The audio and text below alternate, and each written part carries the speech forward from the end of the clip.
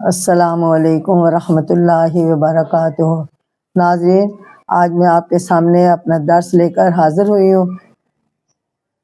مجھے امید ہے آپ سب لائک کریں گے، سبسکرائب کریں گے۔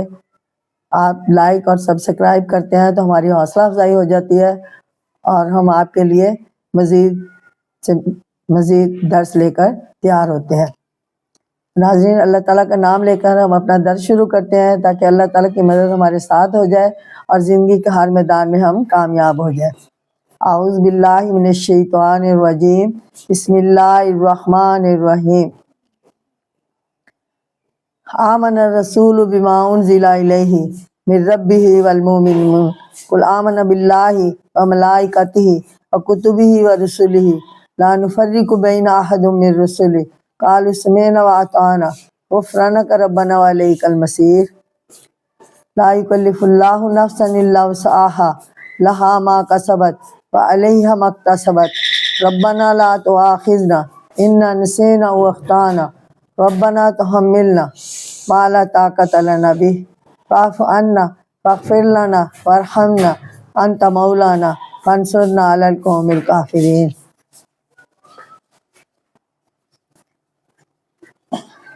تو گائز، اب میں آپ کے سامنے قرآن پاک کی سورۃ نساء اس کی آیت نمبر 41 اور 42 کا ترجمہ و تفسیر پیش کر رہی ہوں۔ توجہ فرمائیں، غور سے سنیں اور ہدایت حاصل پائیں۔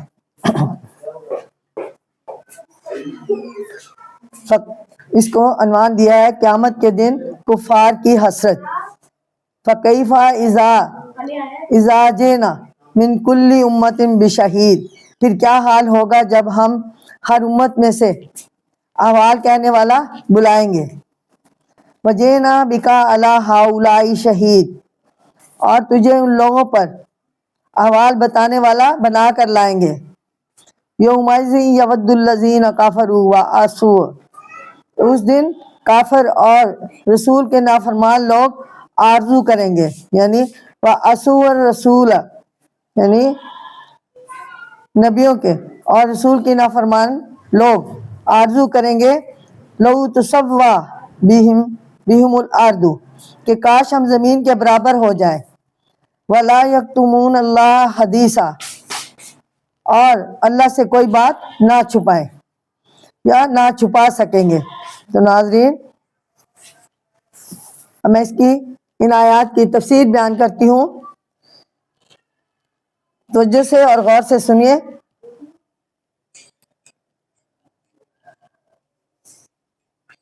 اللہ تعالیٰ کا ارشاد ہے کہ قیامت کے دن ہر قوم کے لیے ایک احوال بتانے والا موجود ہوگا اور ان کے افعال و کردار اور ایمان و انکار کی شہادت دے گا، اور حضرت صلی اللہ علیہ وسلم ان انبیاء اور رسل کی صداقت کی گواہی دیں گے، اور ان کی امتوں نے آپ سے جو سلوک روا رکھا اس کی شہادت بھی دیں گے۔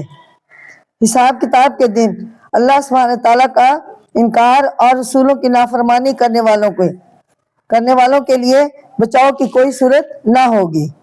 وہ ہزارہ کوششوں کے باوجود کوئی بات نہ چھپا سکیں گے اس پریشانی اور پشیمانی کے عالم میں۔ وہ چاہیں گے کاش زمین پھٹ جائے اور ہم اس میں دھنس جائیں اور زمین ہموار ہو جائے تاکہ اس عذاب سے ہمیں نجات مل جائے۔ تو ناظرین، اب میں آپ کے سامنے قرآن پاک کی سورۃ نساء اور اس کی آیت نمبر 42 کا ہی بقیہ حصہ ہے جو میں آپ کے سامنے پیش کر رہی ہوں، نشہ اور نماز۔ تو اس آیت کا ترجمہ ہے یا ایھا الذین آمنوا لا تقربوا الصلاۃ وانتم سکاریٰ، یعنی اے ایمان والو، نماز کے نزدیک نہ جاؤ جس وقت کہ تم نشہ میں ہو۔ وانتم سکاریٰ حتی تعلموا، جس وقت کہ تم نشہ میں ہو یہاں تک کہ تم سمجھنے لگو، یعنی حتی تعلموا ما تقولون، حتی کہ تم سمجھنے لگو جو تم کہتے ہو۔ ولا جنوبا الا عابری سبیل، حتی، اور نہ غسل کی حاجت کے وقت مگر راہ چلتے ہوئے یہاں تک، حتی تغتسلون، حتی کہ تم غسل کر لو۔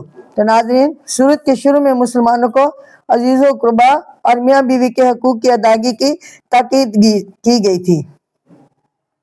نماز کے بارے میں ارشاد ہوتا ہے کہ نماز پڑھنے سے پیشتر دو باتوں کا خاص خیال رکھنا چاہیے۔ ایک تو یہ کہ تم نشے کی حالت میں نہ ہو، لیکن جب تک اپنے منہ سے نکلے ہوئے فکروں کو اچھی طرح سمجھ نہ سکو نماز ادا نہیں کر سکتے۔ دوسری یہ کہ تمہیں نہانے کی حاجت ہو تو جب تک کہ تم غسل کر کے بدن کو پاک صاف نہ کر لو نماز ادا نہ کرو۔ تو ناظرین، ان ہر دو کلموں کا یعنی ان ہر دو حکموں کا فائدہ یہ ہے کہ مذکورہ بالا احکام الہی جن میں باہمی حقوق اور معاملات اور مالی اور جانی عبادت کا ذکر تھا، ان سب کی ادائیگی مشکل معلوم ہوتی ہے۔ نیز بخل، ریا اور تکبر سے بچنا بھی نفس پر شاق گزرتا ہے، اس لیے نماز کا حکم دیا گیا ہے۔ نماز کی وجہ سے دوسری عبادات میں سہولت اور رغبت پیدا ہو جاتی ہے اور ناجائز کاموں سے نفرت پیدا ہو جاتی ہے۔ بعض علماء نے اس کی تشریح یوں بھی فرمائی ہے کہ جو احکام پہلے ذکر ہوئے ہیں ممکن ہے انہیں سن کر کاہلی اور سست اشخاص اپنے آپ کو مجبور خیال کر کے ہمت ہار دیں اور نماز میں سستی کرنے لگے۔ اس لیے یہ بتایا گیا ہے کہ جو شخص نماز کو قائم رکھے گا اسے دوسرے کاموں میں کوئی دقت پیش نہ آئے گی اور نہ ہی وہ نماز میں کوتاہی کرے گا۔ تو ناظرین، سکارا نشہ شکر نشے کو کہتے ہیں، یعنی وہ دماغی کیفیت جب انسان کے حواس میں خلل پڑ جائے اور عقل توازن درست نہیں رہتا۔ یہ کیفیت شراب سے بھی ہو سکتی ہے۔ بعض اوقات جوش، غضب اور نیند کے غلبے سے بھی ایسی کیفیت پیدا ہو جاتی ہے۔ جو غسل کی ضرورت یعنی ایسی حالت جبکہ غسل فرض ہو، ایسے مرد یا عورت کو جنبی کہتے ہیں۔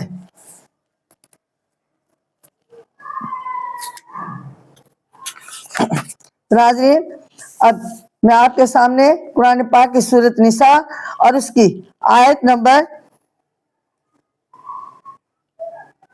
43 جس کا ترجمہ اور تفسیر آپ کے سامنے پیش کروں گی۔ اس کو عنوان دیا گیا ہے تیمم۔ وَإِن كُنتُم مَرْضَىٰ أَوْ عَلَىٰ سَفَرٍ أَوْ جَاءَ أَحَدٌ مِّنكُم من الغائط، اور اگر تم مریض ہو یا سفر میں یا تم میں سے کوئی بیت الخلاء سے آیا ہو، او لمستم النساء فلم تجدوا ماء فتیمموا صعیدا طیبا، یا عورتوں کے پاس گئے ہو فلم تجدوا وما، پھر تمہیں پانی نہ ملا، فتیمموا صعیدا طیبا، تو پاک مٹی کا ارادہ کر لو، فامسحوا بوجوہکم وایدیکم، پھر اپنے منہ اور ہاتھوں کا مسح کرو، ان اللہ کان غفور الرحیم، بے شک اللہ تعالیٰ معاف کرنے والا اور بخشنے والا ہے۔ تو ناظرین، اب میں آپ کے سامنے ان آیات کی تفسیر بیان کرتی ہوں، غور سے سنیے۔ اس آیت میں فرمایا کہ تیمم کر لو۔ معذوری کی 3 صورتیں پیدا کی گئی ہیں۔ نمبر 1، مرض جبکہ پانی نقصان پہنچاتا ہو اور بیماری بڑھ جانے کا خطرہ ہو۔ نمبر 2، سفر، اگر کوئی شخص سفر میں ہو اور اتنا پانی موجود نہ ہو کہ وضو کر کے، یا پانی صرف اتنا ہو کہ اگر وضو کرے تو پینے کے لیے کچھ نہ بچے، اور پانی کے دور دور تک ملنے کے کوئی آثار نہ ہو یا کوئی امید نہ ہو، اور پیاس سے ہلاک ہونے کا اندیشہ ہو جائے۔ نمبر 3 ہے پانی کی عدم موجودگی۔ یہ بھی ہو سکتی ہے کہ پانی بالکل ہی نہ ملے۔ اس آیت میں طہارت کی ضرورت کی 2 صورتیں بیان فرمائی ہے۔ ایک یہ کہ کوئی شخص رفع حاجت کر کے آیا ہو اور اسے وضو کی حاجت ہو۔ دوسری یہ کہ وہ عورت سے صحبت کر کے آیا ہو اور اسے غسل کی ضرورت ہو۔ تیمم کی صورت یہ ہے کہ پاک زمین پر دونوں ہاتھ مارے اور سارے منہ پر اچھی طرح مل لے، پھر دونوں ہاتھ زمین پر مار کر کونیوں تک مل لے۔ مٹی معذوری کے وقت پانی کے قائم مقام اس لیے کی گئی ہے کہ یہ پاک اور پانی سے زیادہ آسانی کے ساتھ میسر آ سکتی ہے۔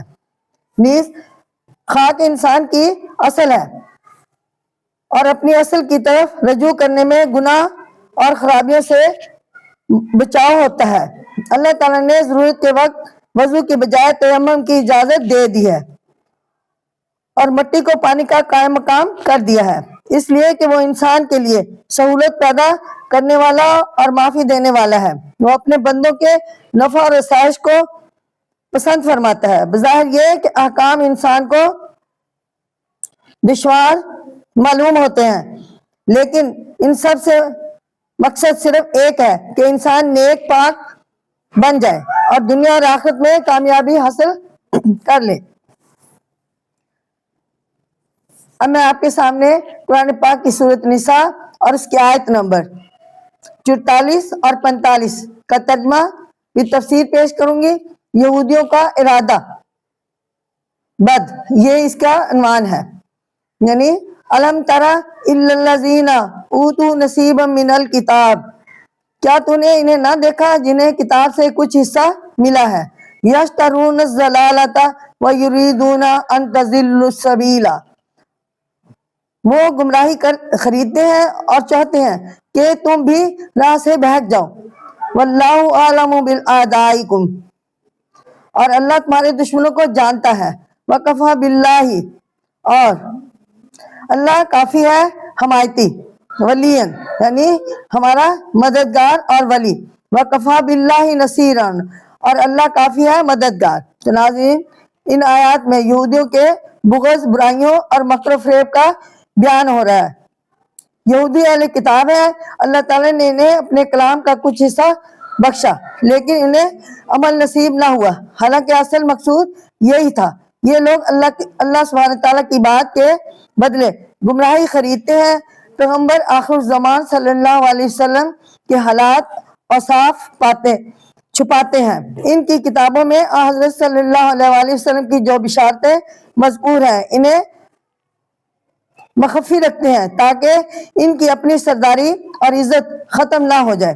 وہ اسلام سے جان بوجھ کر انکار کرتے ہیں اور چاہتے ہیں کہ مسلمان بھی دین سے پھر کر گمراہ ہو جائیں۔ تو ناظرین، یہ خدا کی ایک پیاری قوم ہے، اس میں اللہ تعالیٰ کے پیشتر نبی مبعوث ہوئے جو ہر طرح سے دعوت تبلیغ کے ذریعے انہیں راہ حق دکھانے کے لیے کوشش کرتے رہے، لیکن یہ لوگ آخرت کی فلاح حاصل کرنے کے بجائے دنیاوی فائدے حاصل کرنے میں لگے رہے، کتب الہی میں رد و بدل کرتے رہے، جو حکم ان کے فائدے کے موافق ہوتا اس کی اطاعت کرتے، اور جس حکم سے ان کی عارضی فائدے میں کمی آتی یہ انہیں ٹھکرا دیتے۔ ان کی کتاب میں حضرت محمد صلی اللہ علیہ وسلم کے بارے میں بشارت دی گئی تھی، لیکن انہوں نے محض اس غرض سے چھپایا کہ ان کی ریاست اور امارت کا خاتمہ نہ ہو جائے، یہ عوام میں بدنام نہ ہو جائے، غرض دین بیچ کر دنیا خریدتے ہیں۔ اب اس کوشش میں رہتے ہیں کہ مسلمانوں کو بھی دین اسلام سے پھیر دیں۔ اللہ سبحانہ تعالیٰ نے فرمایا ہے، اے مسلمانوں، میں تمہارے دشمنوں کو خوب جانتا ہوں، تم اطمینان رکھو، تمہارا کچھ نہ بگاڑ سکیں گے، تم ان سے پرہیز کرو، اللہ سبحانہ تعالیٰ تمہیں نفع پہنچائے اور نقصان سے بچانے کے لیے کافی ہے۔ تم دشمنوں کی طرف سے اس قسم کا اندیشہ مت کرو اور دین اسلام پر قائم رہو۔ تو ناظرین، اب میں آپ کے سامنے قرآن پاک کی سورۃ نساء، جس کی یہ سابقہ آیات کا ہی کچھ حصہ ہے، اس کا عنوان ہے یہودیوں کی چالاکیاں۔ من الذی ھادوا یحرفون الکلم عن مواضعہ، بعض یہودی لوگ بات کو اس کے ٹھکانے سے بدل دیتے ہیں۔ وَيَقُولُونَ سَمِعْنَا وَعَصَيْنَا، اور کہتے ہیں کہ ہم نے سنا اور نہیں مانا۔ وَاسْمَعْ غَيْرَ مُسْمَعٍ وَرَاعِنَا لَيًّا، اور تو سن نہ سناؤ نہ سنا جاؤ، اور رائنا کہتے ہیں یعنی اور تو سن نہ سنا جائیو، اور ورائنا لین بِأَلْسِنَاتِهِمْ، اور رائنا کہتے ہیں اپنی زبان موڑ کر، وَتَعَانَا فِي الدِّین، اور دین میں عیب لگاتے ہیں۔ تو ناظرین، یہودیوں کی ایک شرارت یہ بھی تھی کہ جب حضرت محمد مصطفیٰ صلی اللہ علیہ وسلم سے خطاب کرتے تو ایسے الفاظ بولتے کہ دو معنی ہوں، جن کے ایک معنی کے اعتبار سے تو دعا تعظیم ہو، لیکن دوسرے معنی کی روح سے بد دعا یا تحقیر ہو۔ چنانچہ وہ ایسے الفاظ بھی بولتے جو بظاہر دعائے خیر ہوتی، مثلا تو ہمیشہ غالب اور معزز رہے، تجھے کوئی شخص برا اور خلاف بات نہ منا سکے، لیکن ان جملوں کا برا مطلب ان کے دل میں یہ ہوتا تھا کہ تو بہرا ہو جائے اور کسی کی بات نہ سن سکے۔ یہودی جب حضرت محمد مصطفیٰ صلی اللہ علیہ وسلم کی خدمت میں آتے تو کہتے رائنا۔ اس کے دو معنی ہیں، ایک اچھے دوسرے برے۔ اچھے معنی تو یہ ہے کہ ہماری رعایت کرو اور ہم پر شفقت کی نظر کرو تاکہ ہم آپ کا مطلب سمجھ لیں اور جو آپ سے پوچھنا ہو آپ سے پوچھ سکیں۔ اور برے معنی یوں نکلتے ہیں کہ وہ زبان کو دبا کر رائنا کہتے ہیں، جس کے معنی ہے تو ہمارا چرواہا ہے۔ تو ناظرین، یہودی لوگ ان کلمات کو اپنے گفتگو میں رلا ملا کر ایسے انداز سے کہتے کہ سننے والے ان کے اچھے معنی لیتے، برے معنی کی طرف کسی کا دھیان نہ جاتا، لیکن یہودی دل میں برے معنی لیتے اور حضرت محمد مصطفیٰ صلی اللہ علیہ وسلم پر نعوذ باللہ یہ عیب لگاتے کہ اگر یہ شخص نبی ہوتا تو ہمارا مکر و فریب ضرور معلوم کر لیتا۔ اللہ سبحانہ تعالیٰ نے ان کے اس فریب کا پردہ چاک کر دیا ہے۔ اب ہمیں چاہیے کہ ان کی دوستی کا دم نہ بھریں، انہیں رازدان نہ بنائے اور ان کا کہنا نہ مانے۔ تو ناظرین، اب میں آپ کے سامنے قرآن پاک کی سورۃ نساء اور اس کی آیت نمبر 46 جس کا ترجمہ بھی تفسیر بیان کروں گی، اور اس کو عنوان دیا ہے بہترین طریقہ یا بہتر طریقہ۔ بلو انہم قالوا سمعنا واطعنا واسمع، اور اگر وہ کہتے ہم نے سنا اور مانا، اور کہتے وانظرنا لکان خیر لہم، اور کہتے کہ سن اور ہم پر نظر کر، تو ان کے حق میں بہتر۔ وَأَقْوَامَ وَلَٰكِنْ لَعَنَهُمُ اللَّهُ، تو ان کے حق میں بہتر تھا اور درست ہوتا، لیکن ان پر اللہ نے ان کے کفر کے سبب لعنت کی، یعنی وَلَٰكِنْ لَعَنَهُمُ اللَّهُ بِكُفْرِهِمْ، اللہ سبحانہ تعالیٰ نے ان کے کفر کے سبب ان پر لعنت کی۔ فَلَا يُؤْمِنُونَ إِلَّا قَلِيلًا، سو وہ ایمان نہیں لاتے مگر کم۔ اس آیت میں انہیں ہدایت کی جا رہی ہے کہ ان کا یہ رویہ حد درجہ غیر مناسب ہے، اگر وہ ایسا نہ کرتے تو ان کے حق میں بہتر ہوتا۔ دو معنی یعنی ذو معنی اور برے لفظ کی جگہ واضح مناسب اور درست لفظ استعمال کرتے، مثلا اسینا کی جگہ اطانا، ہم نے فرما برداری کی۔ نمبر 2 ہے اسما غیر مسماعی کی جگہ صرف سما تو سن لو، اور نمبر 3 ہے رائنا کے بجائے انظرنا، ہماری طرف توجہ کیجیے۔ خدا نے انہیں ان کے کفر کے باعث اپنی رحمت اور ہدایت سے دور کر دیا، وہ مفید اور سیدھی باتیں نہیں سمجھتے، ان میں سوائے چند آدمیوں کے باقی ایمان نہیں لاتے۔ اور ایمان یہودیوں میں حضرت عبداللہ بن اسلام وغیرہ شامل ہیں، جو یہودیوں کی خباثتوں اور شرارتوں سے بچتے رہے اور اللہ تعالیٰ کی لعنت سے محفوظ رہے۔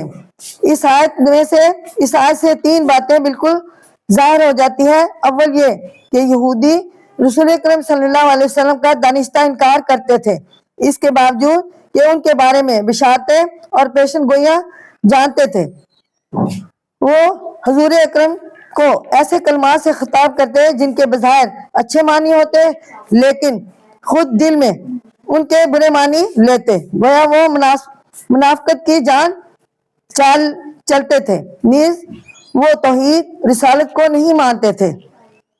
کتب اور سماوی میں رد و بدل کرتے تھے۔ انہوں نے انبیاء کو ناحق قتل کیا۔ اس کفر کے باعث ان پر اللہ تعالیٰ کی لعنت پڑی اور وہ اس کی رحمت سے دور کر دیے گئے۔ اللہ سبحانہ تعالیٰ کی رحمت سے دور ہونے کا مطلب یہ ہے کہ وہ ہر قسم کے ذلت اور رسوائی میں غرق کر دیے گئے۔ ہدایت اور سعادت کی راہ ان پر بند ہو گئی، کامیابی کے دروازے ان پر بند کر دیے گئے۔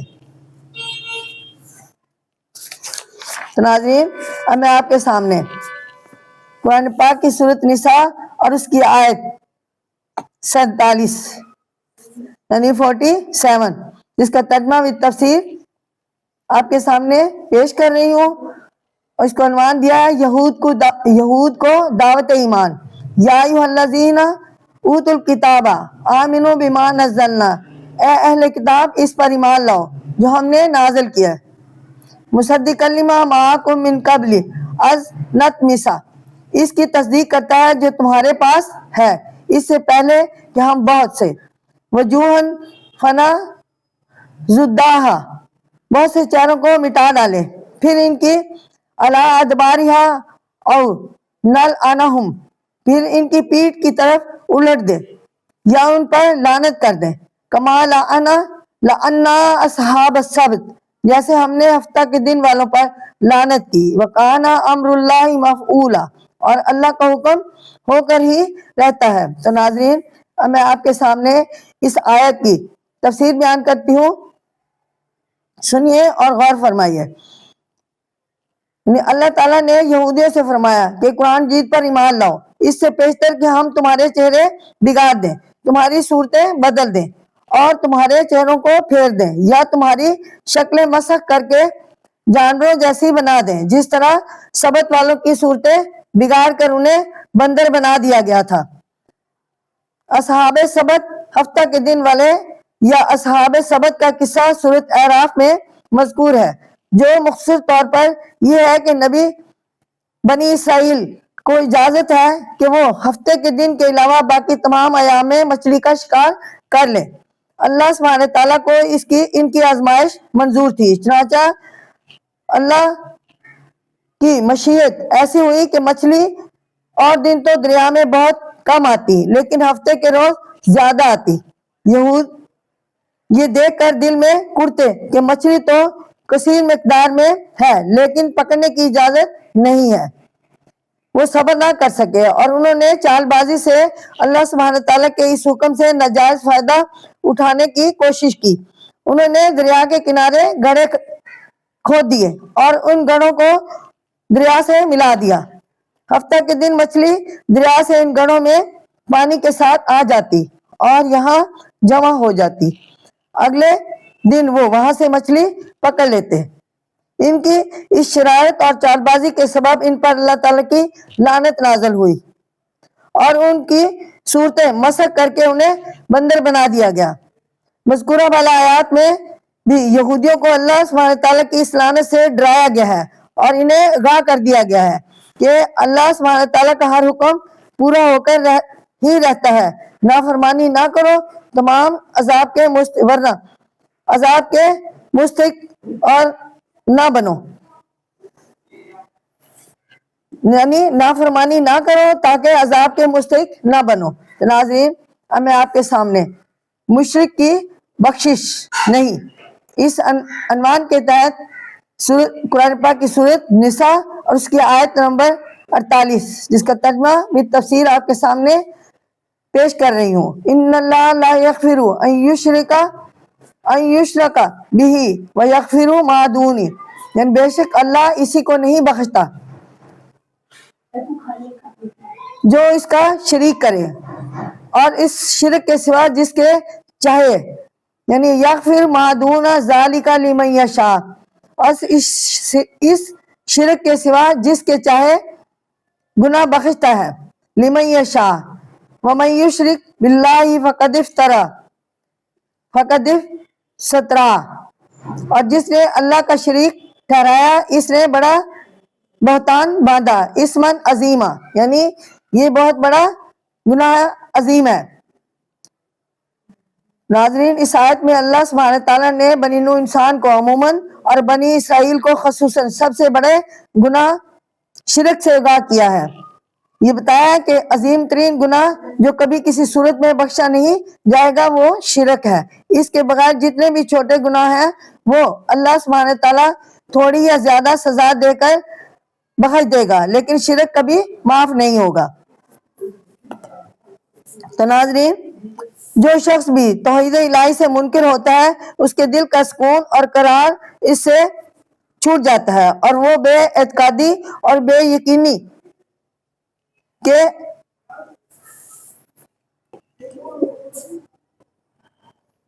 ایک ایسے بھنور میں پھنس کر رہ جاتا ہے جہاں سے وہ کوئی راہ نجات نہیں پا سکتا۔ شرک و بت پرستی انسان کے عقیدے اور عمل کو تباہ کر دیتی ہے، اس لیے اسے اتنا بڑا گناہ قرار دیا گیا ہے۔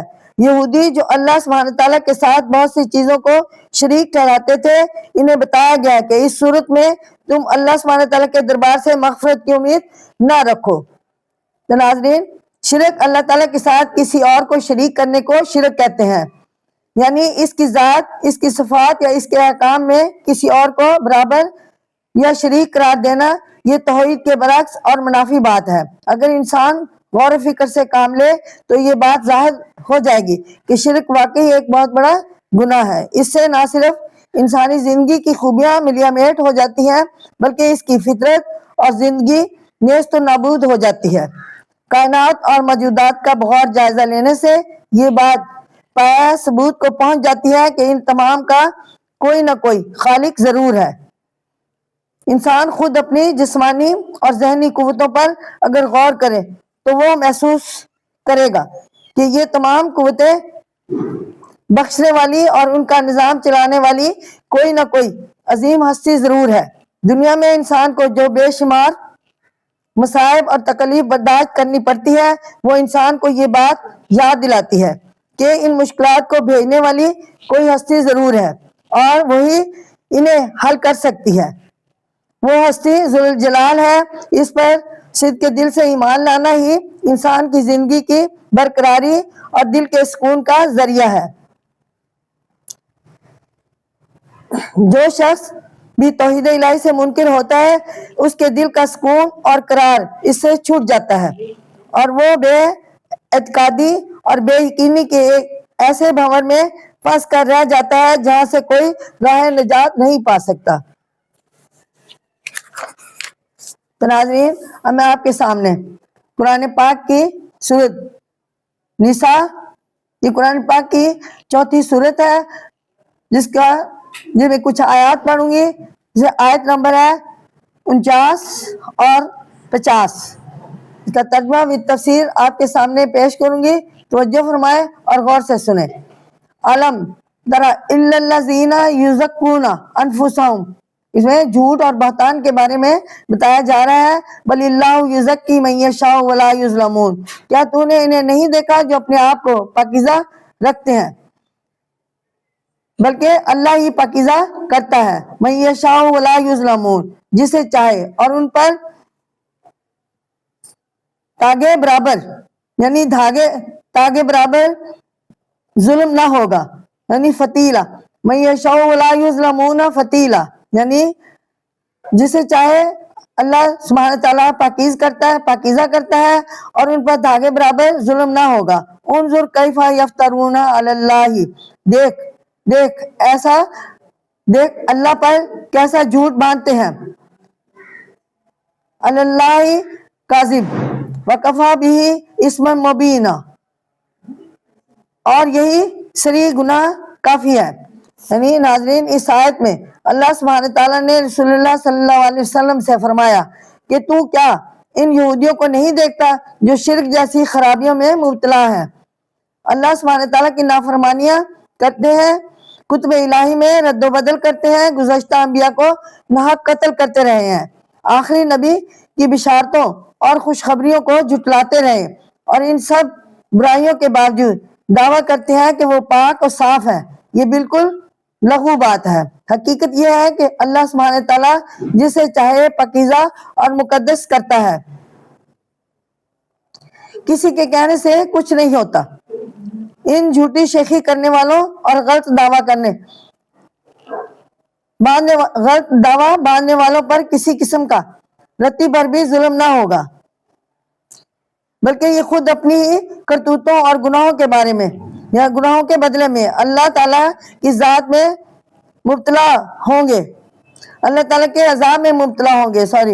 اس آیات کا شان نزول یہ بیان کیا گیا ہے کہ جو یہودی بچڑے کو پوجتے تھے اور حضرت عزیز علیہ السلام کو اللہ کا بیٹا کہتے تھے، نعوذ باللہ، انہوں نے قرآن مجید کی یہ آیت سنی کہ ان اللہ لا یغفر ان یشرک، تو کہنے لگے کہ ہم مشرک نہیں ہیں بلکہ ہم تو خاص اللہ کے بندے ہیں اور پیغمبر زادے ہیں، یہ پیغمبری ہمارے میراث ہے، اس پر یہ نازل ہوئی ہے۔ اللہ سبحانہ تعالیٰ نے فرمایا، نہیں تعجب کی بات ہے کہ یہ اللہ پر کیسی کیسی جھوٹی تہمتیں لگاتے ہیں اور باوجود اس کے کہ خود کفر میں مبتلا ہیں اور اللہ سبحانہ تعالیٰ سے شرک کرتے ہیں، پھر خود اپنے آپ کو اللہ کا دوست کہتے ہیں۔ وہ دوست اللہ تعالیٰ کا اس لیے کہتے ہیں کہ تمام انبیاء کرام جو تھے بنی اسرائیل میں سے تھے اور ہمارے نبی حضرت محمد مصطفیٰ صلی اللہ علیہ وسلم جو تھے حضرت اسماعیل علیہ السلام میں سے تھے، یعنی حضرت ابراہیم علیہ السلام کے بیٹے حضرت اسماعیل علیہ السلام سے تھے، اس لیے اس کے نزدیک مقبول ہونے کے دعوے دار ہیں۔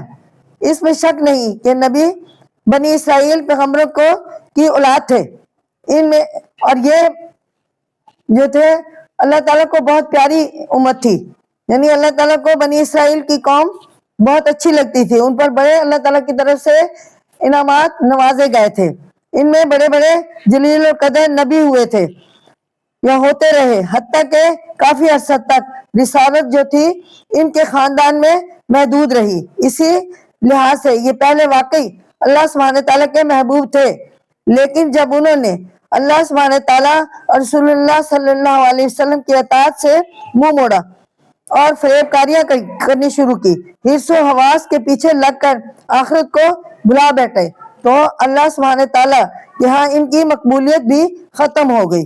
چنانچہ اللہ سبحانہ تعالیٰ فرماتے ہیں کہ وہ شرک میں مبتلا ہو کر اللہ سبحانہ تعالیٰ پر جو بہتان لگاتے انہیں اس کی ضرور سزا ملے گی۔ تو ناظرین، اب میرا درس کمپلیٹ ہوا اور آئندہ درس تک کے لیے میں آپ سے اجازت چاہتی ہوں۔ میں اللہ تعالیٰ سے دعا کرتی ہوں کہ اللہ تعالیٰ جو ہے وہ آپ کو اور مجھے اللہ تعالیٰ کے کلام کو پڑھنے کی اور اسے سمجھنے کی توفیق اور ہدایت عطا فرمائے، مجھے آپ کو سنانے کی توفیق عطا فرمائے، آپ کو سننے کی ہدایت عطا فرمائے، مجھے آپ کو سمجھانے کی توفیق عطا فرمائے اور آپ کو سمجھنے کی توفیق عطا فرمائے۔ آمین ثم آمین۔ السلام علیکم ورحمۃ اللہ وبرکاتہ۔